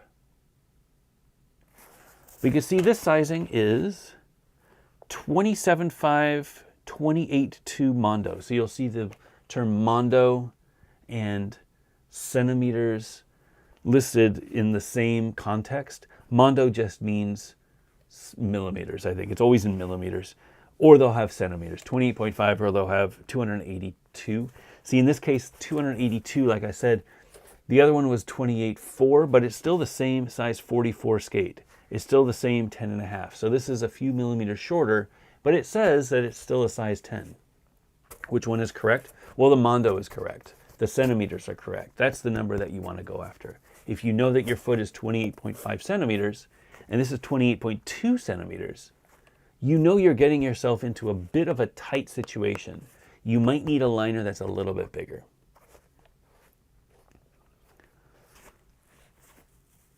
Now, what do you do if you find yourself in that situation? Well, the nice thing with a removable liner is that this shell has a little bit more space than this liner does, obviously, right? This liner needs to go inside. It acts as a padding around your foot, protecting your foot from the plastic shell and making it a lot more comfortable. You can always get another liner and slide it into this shell. So this shell has a lot more distance on the inside. It is a hard measurement to get, but you can try shoving a piece of tape in, or tape measure in there, to measure from the highest point in the back to the highest point in the front. Best way to do it though, from my experience, is to put your foot inside the shell without a liner in there. You're going to want to see, if you know that your foot is 28.5 centimeters, you're going to want to see how much room do I really have inside this shell. So you take the liner out, you put your foot in there, and you say, my feet are jammed up in the front and I can't move. This shell is way too small for me. Or you put your foot in there and it is like a boat and you can move your foot all around. This shell is too big for me. If there is a shell in the middle, that's the one that you need. You want a little bit of movement, maybe about 10 millimeters of movement. You want a little bit of movement on the sides. Again, 10 millimeters is a really good number. It gives you a little bit more of that room if you need a slightly thicker liner, but 10 millimeters, 5 millimeters for each wall of the liner. That's a pretty good average that I found with most liners out there. So if you could put your foot inside a shell, if you can move it a little bit forward, a little bit side, that's probably the right shell for you. If you can't move your foot inside the shell, you need to get a bigger shell. If you can move your foot way too much inside that shell, you're going to need to downsize, get a smaller shell. And then, say that I bought this and it was a little too tight. This liner is actually a pretty thick liner. This shell is actually a pretty big shell. So what you could do is maybe get a shell that's a little bit smaller, not use this liner, get a thinner liner, put the thinner liner in there that you already have, and then you might have a really nice setup.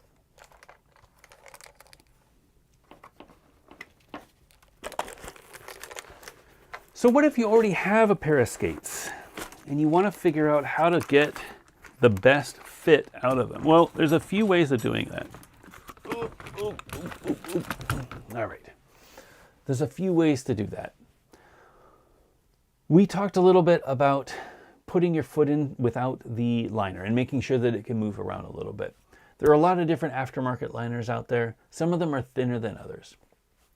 If you're trying to eke out a little bit more room of the inside, I always recommend, if you can feel the toes at the end of the shell, you probably want to size up. Downsizing is nice. Getting the snuggest fit possible is nice. But really, there's nothing worse than coming off of a gap or a grind, stubbing your toe, and you get that instant pain up your knee because you stubbed your toe and it hurts. That happens when you're skating a skate that's a little bit too small for you. If you want to try to make it work, there's a few ways that I've found that have helped people eke out a few millimeters in their shell. First thing to do is you want to try adjusting the heel pads. So most skates have a raised heel. What that means, just like this sway. Actually, what's the best way to show it? Let me show it with the TRS. This is a good one. Raised heel. So it's pretty easy to see with this skate. I love using this skate as an illustration. The bottom of this is lower than the top of this. This is the frame. And you could see going across a straight line, if your foot were flat, it would be down here. But instead, the heel is a lot higher. This is a raised heel boot. It's usually around 10 to 15 millimeters different. There's no real standard to that. But it's whatever the skate manufacturer decided to do. What this does is it gives you a nice forward lean. You'll look at your shoes and you'll see that the heel is a little bit higher. That's typically to give you a little bit of cushion when you're walking. but you can feel that little forward lean when you're walking. And if you're skating and you have something that has a pronounced raised heel, you'll feel like you're leaning forward a little bit more than normal.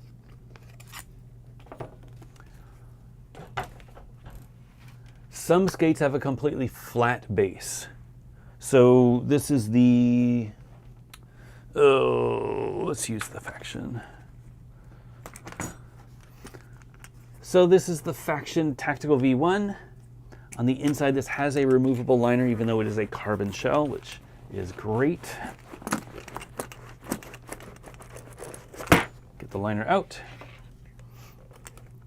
The base of this shell being flat means that you put a shock absorber or an insole inside the liner, which raises your heel up. And instead of it being a plastic material that raises your heel up, you've got a little bit of cushion. Some of the shock absorbers that you'll find, this is the USD shock absorber. I'm not sure where this one came from, but typically it's just a wedge. It's kind of squishy, not super squishy. It needs to give you support, but it also needs to give you a little bit of shock absorption so that when you're coming off a grind or coming off a gap, you land on your heels, you have a little bit more cushion than just the plastic that you would get from a raised heel. This is the Razor's SL one. I think this is the SL. The SL one is a little bit thicker, a little bit squishier. You'll see a big variety of these. Another option that people use is some skates. Oh, did I drop it? Uh-oh. Yes, I did. Some skates come with an insole inside the liner that has a raised heel built in. So this is from the Rollerblade TRS, actually. I don't know where I got these. But you can see this front area is super thin. And then in the back, it's a very thick, I'll try to fold this down. It's a very thick liner. You can kind of see this whole section. This is that whole big area. The catch with this is I think they came with a raised heel boot to begin with. So you were putting this inside, so you had a more pronounced forward lean. The nice thing about that, though, is a straight line is going to be X length, right? You put a shock absorber in there, and it raises it up a little bit. So this length is going to be a little bit more. It's X plus whatever the hypotenuse of this triangle would be. So that's a little bit more distance. Not a ton of distance, but you could probably get a few millimeters out if you wanted to raise your heels up a little bit more. Works with raised heel boots as well. The negative to that, obviously, is if you like the way that you're riding and you start leaning forward a little bit more, it might not feel the same. You might impact your skating, your balance. You might not feel as comfortable skating.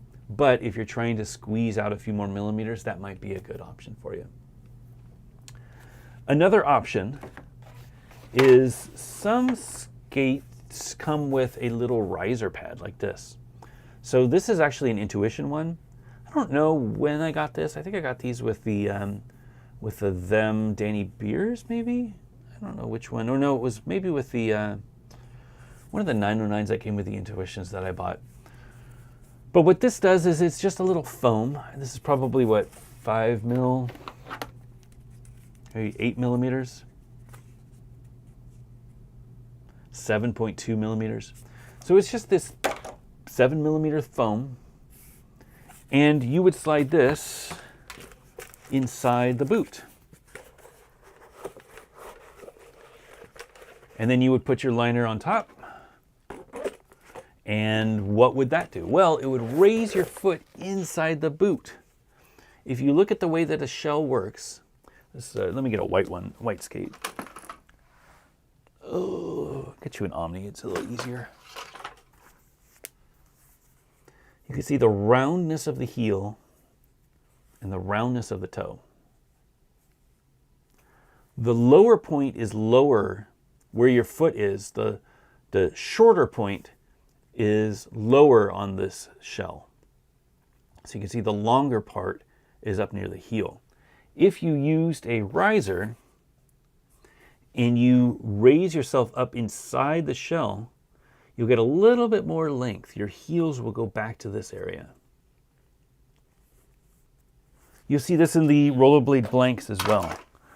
They have a rounded boot like that. Where are my blanks? Is it right behind me? I thought I had a pair of blanks up here. Uh-oh. Here they are. And I think these actually came with risers on the inside as well. You could see they roll around. So if you put the riser in there and roll around at the toe, if you put the riser in there, it lifts you up a little bit and it'll give you a few more millimeters. So your foot will stretch out a little bit more and fit the bigger area of the shell.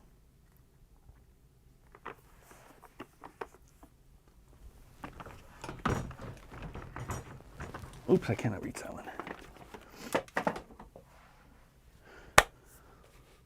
All right, so ultimately you should make sure, a couple things to remember. Make sure that you measure your feet in centimeters. That is by far the most important thing. If you do anything after tonight, measure your feet in centimeters. You want to have that number.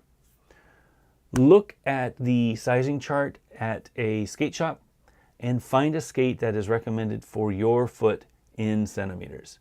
Many skates are different sizes. If you come in and say, well, I am a size 10 skate in this skate, then I should be a size 10 in this skate and a size 10 in this skate and a size 10 in this skate. That might not necessarily be true. Some skates, even though they are a size 10, they are much bigger than a size 10. Some skates are smaller than a size 10, the size 10 that you're used to. Using centimeters is the most consistent way to find your foot size. Centimeters are the same worldwide. Every centimeter is the same. If you are in doubt, make sure that you ask your shop if they have recommendations. Some skates fit a little bit tighter, some skates a little bit looser. Some skates are true to size, some skates fit a little bit longer, some skates have a little bit more room, some skates have a little bit less room. Usually a shop will be able to tell you that. They listen to all of the different customers. If they deal with returns because sizing is off, they will help you dial in which skates that you need. If you tell them your foot length in centimeters, they can get you the most accurate recommendation that they can. Don't go in looking for a specific skate. I know it's wild to think that, but go in with an open mind. Looking at reviews of skates is great, and finding the skates that you want, I think that is a good goal. But don't get disappointed if a skate that you want doesn't fit you perfectly. There might be another skate out there that does. And ultimately, you don't want to be skating a specific skate. You want to skate the best skate for your feet. And it really doesn't matter which skate it is, doesn't matter what features it has. If you find that perfect skate that fits you perfectly, you're going to have the best skating experience.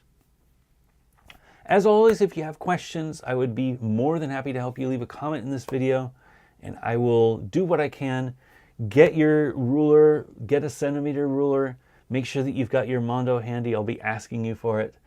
But I want to make sure that people find the right skates for them. There is nothing worse than skating a skate that is too big for you. It is sloppy, it is unsafe, and it's just not fun. We can definitely find a better skate for you. Let me know in the comments if you got a question. All right. I hope that helps some people.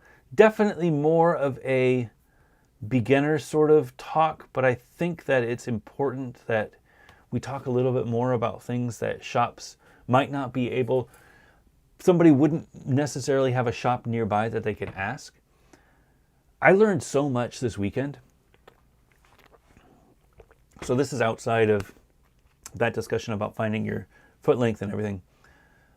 I had a guy, so I had 2, maybe 3 experiences. First, I learned that plastic shells have a lot of variance.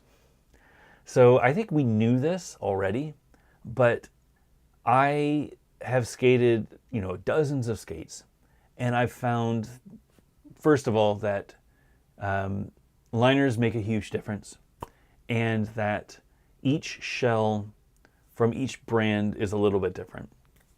So a 44 from here wouldn't fit like a 44 from there, wouldn't fit like a 44 from there. You know all that.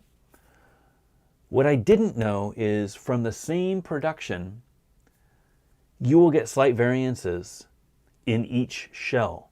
Not just from color, but from each shell. So I had a friend, Chris, who came by. Christopher, I don't know if he goes by Chris, but I call him Chris. Christopher, who came by, and he loves the Omni. He bought a pair of white Omnis, and he's like, something's different about these white Omnis than the black Omnis that I already had. And I'm like, that's weird because it's the same production. The color is different. Maybe that makes a difference. Maybe the color is a little different. Maybe the white, I don't know, changed a little bit, expanded a little bit. Who knows? We had him try on 3 pair of skates, the same size skates. And he could tell different variances with each of the skates. Same liner, hasn't changed anything there. He could tell slight variances between each of those skates. That is wild to me. It totally makes sense, but because it is a curvy object, right? The little variances that you get from the shell cooling and whatever the perfect temperature was when it was injection molding to whatever it was when it finally cured, there will be slight variances. I never knew that somebody could tell the difference between multiple shells of the same production in the same color, but he definitely could. And we were able to find him, I think there was a right skate from one of the boxes and a left skate from another box. It wasn't the same pair. We just went through and we were like, okay, try this one, this one. And he went through every single skate and found the perfect skate for him. Wild, right? And that doesn't mean that the other skates are bad. It means that those other skates were not perfect for him. And we had the luxury of having 100 boxes of skates that he could try. Not 500, but you know what I mean. We had a row of boxes of skates that he could try on. And he's like, let's try this one. Let's try this one. Let's try this one. I think that's wild. The second thing is I had a guy at the show come to me and say, I'm really just here to say hi. I've seen your videos. I love what you do. Thanks for doing what you do for the sport. I am a size 14, so I'm not going to be able to fit into the skates, but someday maybe I'll be able to sport. And I'm like, well, let's talk about that, right? Just like the topic that I just had. What is your foot length in centimeters? And he's like, well, I have no idea. I'm like, okay, well, let's do this. So I have this extra large skate. I gave him the extra large. And this is a big skate. Our extra large is a little bit bigger than I thought it would be. It is probably closer to 312 centimeters or 312 millimeters. It was supposed to be 310. Again, variances, plastic, things change a little bit in manufacturing. I feel like this is a little bit longer than the drawings were supposed to be. But that means that we gave him this shell, and I said, okay, so take your foot out of your skates. I don't want, a liner. I don't want anything. I took the liner out of this, and I said, put your foot in here and tell me if you can move your foot. He puts his foot in, and he can move his foot. And I'm like, all right, so you can move your foot inside of the extra large. That means you can fit the extra large. Now, we just need to figure out what liner you need. And then, again, dial in that padding to raise his foot up a little bit in the shell. Dial in a shock absorber to adjust his forward lean, to give him a little bit more millimeters, fit better into the shell. And he didn't buy skates. We didn't have skates for sale, but he was able to use he has Rossi's Majestic 12s. He was able to use his size 14 liners, shove them in the extra large Omni, and put his foot in there with a shock absorber, 2 shock absorbers, I think. And he was like, these fit. Size 14. He came over thinking that there's no way that he's going to be able to fit. These fit. That is wild to me. And I don't fault him for not measuring his foot. I'm sure that Rossi's Majestic 12, if he tried to size 12, it wouldn't fit. I have something to show you. So this is our extra large, right? Like I said, he is a size 14 in his head, and he fit into our extra large skate. Check this out. This is a size 44 Razors SL. This is a size 10 Razors SL. This is the size skate that I was skating in the Razors SL. And I am a size 44, 28.5 centimeters. Check this out.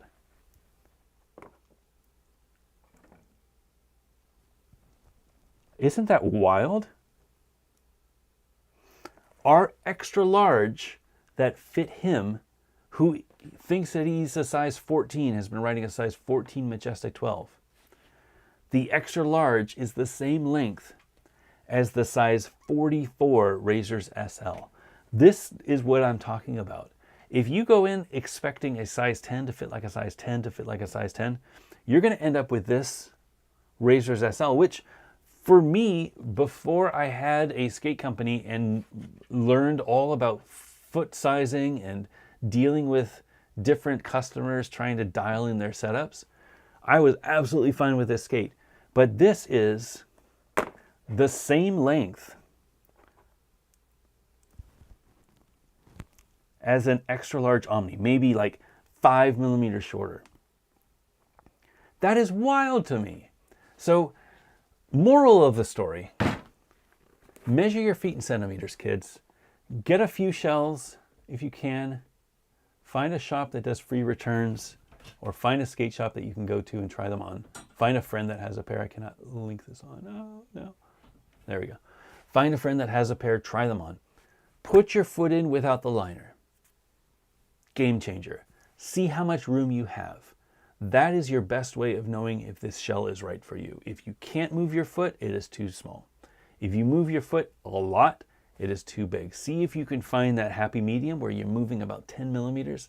That is the shell that you want. Doesn't matter who makes it. That is the shell that you want. Get yourself a liner that you like. Thinner liners, the better. In that situation, you want a second skin liner. You want a Rossi's RL1. Maybe an Intuition, but Intuitions aren't the thinnest liners out there. They're good for performance, but they're actually a pretty thick liner. Some of them are thinner. The V2 is pretty thin, but the premiums I've found are pretty thick, especially in the heel area. It can get really thick. I've had a lot of people complaining about heel pain with a Intuition Premium, and it turns out that liner just has so much volume back there. It's causing too much volume, and it's squeezing in on them. That's not a good feeling. So get yourself a thin liner, and yeah, it doesn't matter what shell you're in. I'd love to sell you an Omni, but the Omni's not for everyone. It's for if you fit with your right feet. Try different shells. There's so many great skate companies out there right now. So many great options out there. So yeah, give it a shot. See what works best for you, and measure your feet in centimeters. Those are the parting words. All right. See if there were any other questions. I'm going to wrap things up. Starting to lose my voice. It's been a while since I've done this. Rygar decorative boot STL in the GitHub repository and be a sick keychain mirror ornament.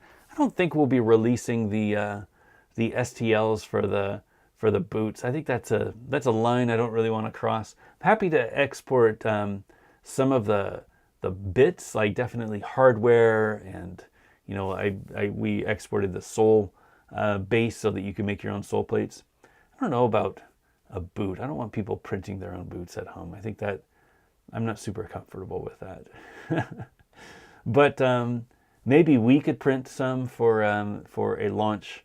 I'll look into that and see if we can print some keychains. I think that would be kind of cool for like a launch pre-order sort of benefit. You know what I mean?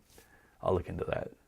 We did that actually for Compass when we did the Compass frames, and I had pre-orders for the Compass frame, and I had people pre-order, and we printed out Compass frames. So micro Compass frames that had wheels that I had actual axles made, and then you spin I glued them together so that you could spin the wheels. It was really, really cool. They didn't have bearings or anything like that. It didn't need it, but it's kind of cool. Eric Lopez, you mentioned the flow team earlier. Who is the official flow team? We don't really have an official flow team. If you're talking about standard, we don't really have an official flow team. There are people that we send skates to. Anything official, would be on the standardskate.co website. And right now it's just Stefan, Brian, and Yandi. Those are the three on the team. I would love to do more, but we want to stay fairly focused. I think those three put in so much work, and it's really important to me that we define what standard is, and those three epitomize everything that I love about skating. So I think that's a good place to start.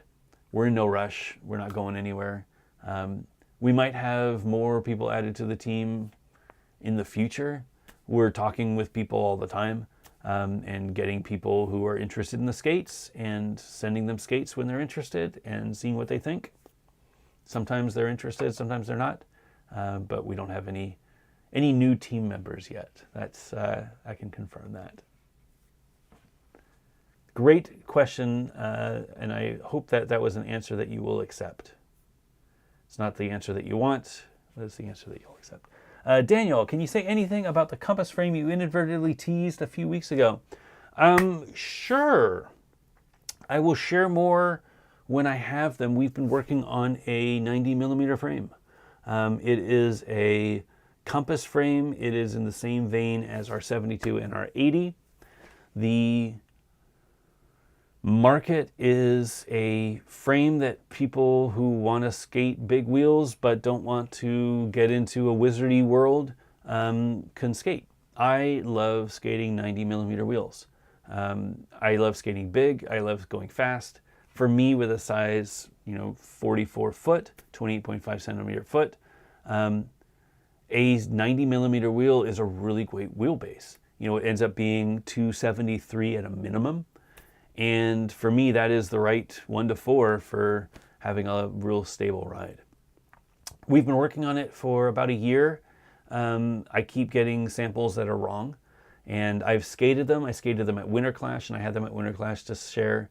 I did tease them a little bit on the wall without a close-up, but I had them out at Crowder this weekend, and had a lot of people really interested in them. That was our second sample, which I also skated at the Apex Skate Park last weekend.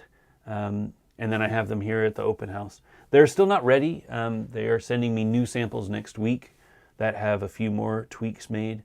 We're doing something that I've never done before. It has been done before, but I've never done it before. And the factory, even if the drawings that you send to them, this goes back to, remember I was talking about the skates being a millimeter off here, a millimeter off there.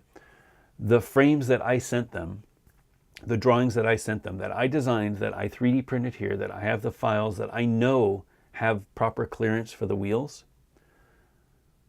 In one of the configurations of the wheels, they were rubbing on the boot. And I'm like, how is this even possible? It's because the frame that they developed was off by a few millimeters. And that's just a frame. We're talking boots being off by a few millimeters, a frame being off by a few millimeters is a huge deal because you're measuring wheels in millimeters. While I recommend people measure their feet in centimeters, that is a meat pack. It's not a hard urethane that is a set millimeters. Like you can squeeze your foot into things. You can't squeeze wheels in. It is a 90 millimeter wheel regardless. And they were off by a little bit. So they're skatable now, but they're not ready for production. As soon as they're ready for production, and I have an ETA on them, I will do another episode of Gear Talk and I will show you the frames. I'm really proud of them. I think they're going to be a really fun frame. Again, the market is somebody who likes to skate big wheels, but doesn't want to spend a lot of money getting a wizard setup, doesn't want to do the wizardy stuff. They just want to go out there and have fun. And that's me. I make products for me as a skater. I don't get really into the edge work. I don't get really into, getting every little power transfer of like it's a plastic frame. It's not going to do that. But it's a lot of fun to skate. I skated them all over Eindhoven when I was out there. I skated them all over the skate park. It is a great ride. And if all that you want to do is just skate fast on 90 millimeter wheels on an aggressive boot, this is going to be a really interesting product for you. So stay tuned. I will have more information in, I don't know, realistically, probably end of next month.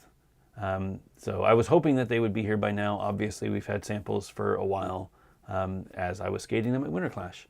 But they keep screwing it up. So hopefully end of next month I'll have production had started. You never know what they're going to send. China sometimes. But good sleuthing. I hope that you support, and I hope you're interested in those. Sean Michelson, Omni finger blades. We'll see. I'll have to measure how big a finger is, but yeah, I'll see what I can do. I think that would be a really fun project. I can't make a liner.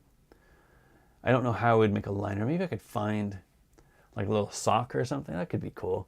Like I'm sure there's a doll that, you can, my people will get in touch. Daniel, thanks all. Love 4x90 instant buy for me. Great. Yep. Again, 4x90 is such a fun ride. I've tried a lot of 90 millimeter frames. It is the perfect balance for my foot, the perfect balance of speed and stability. I'm not a big fan of 110s. I feel like that's just if I'm skating straight for long distances. I do like the 4x100, but I feel like it's a little long for me. 4x90, a little bit shorter. I don't clip my wheels. I can skate backwards. Yeah, it's a good fit for me. Again, my foot length is 25.4 millimeters. What size would you recommend on Omni? Go to standardskate.co. There is a link that talks about sizing. We have 4 shells. The smallest shell is designed for somebody with a 26 centimeter foot. So if your foot is 25.4, I think you would love the small Omni. Our extra small is going to be 26 centimeter internal, 25.9 to be exact, right? 25.9 to be exact. So it is designed for a 24.9 foot. It will be too small for you. So I would definitely get the small. I think that is the right size Omni for you. Go to the website, learn all about the sizing and our thoughts on sizing. You can download and print out a sizing chart at home, step on it and see where your foot lines up. But definitely I would say the small is the right place to go. You might need to tweak things a little bit. I mean, actually 25.4, you should be fine with the stock liners and the stock shock absorbers. Then you can just figure out what you like and dial it in that way. But yeah, I mean, you're right in that middle, so you're probably perfect for that shell. Let me know if you've got questions, though. More than happy to help. And lots of shops have them. You can go to the website, click on retailers, reach out to your favorite shop. They'd be more than happy to help you as well. All right. I think we're good. It's 11 o'clock, 2 hours of talking. Gear Talk always goes 2 hours. I don't know how I always end up at 2 hours, but that is where I always end up. Hope everybody is doing well out there. Another kind remark for my good friend Ben. If you missed the beginning of the show, he and his family are going through some tough times, some injuries with his kid, and it's kind of lifted his world upside down. So I did put, and I'll put it again, a link. If you are at all interested in learning more about Ben. Ben is a frequenter in the Gear Talk comments. He's also my co-host for the Back to Bleeding podcast. Been a really good friend of mine for 5, 6 years, 7 years, I don't know. Really all around great dude. He and his family could use some help. So if you have the means, or if you're at all able, take a look, see if that's something that you're able to do. He's a great guy, and we miss him in the live stream. I miss talking with him on the podcast. It's going to be a long road to recovery, but all prognosis shows that they are recovering great. He's in a great facility, and they are doing everything that they can to make life better for his kid so that he can live a nice long life. But anyway, I hope everything is good with you. Hope to skate this weekend. I don't know if we're going to be able to have the open house on Saturday, but I might skate, maybe do a live stream Saturday morning.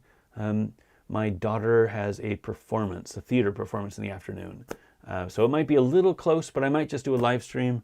Maybe skate the mini ramp. Depends on how my back feels, but maybe skate the mini ramp. It's been a while since I've skated mini, but seeing people skate mini this weekend, and we had some friends over today skating the mini ramp, always gets me excited. It's been a long time since I've skated mini too. So even if I could just do a few backsides, maybe some royales, maybe a soul grinder or two, I think that would be a really good use of time. And I would have a lot of fun because coping is always scary to me. Transition is always foreign. And the more that I can skate it, the better I'll feel at it. As always, helmetinitiative.org. If you need a helmet, backtoblading.com/helmet is the place to go. We always give out a helmet for every episode of Gear Talk, thanks to the Helmet Initiative. Thanks to our supporters on Patreon for getting us some funds so that we can send people money to get helmets. And thank you for watching. Thank you for all the support. Thank you for supporting all of the brands, keeping the lights on here at Back to Blading, and everything that I do. I really love this community.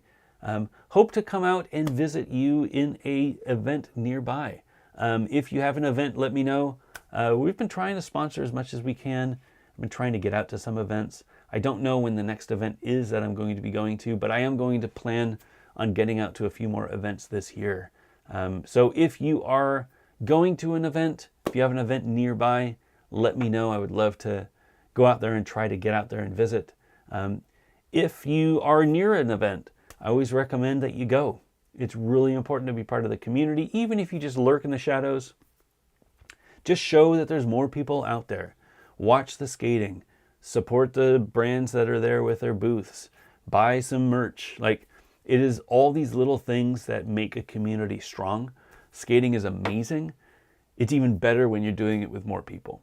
So the more people we can get rollerblading, the better rollerblading is going to be. And events is a great way to do that. Thank you for watching. This was a nice show. I'm glad to be back.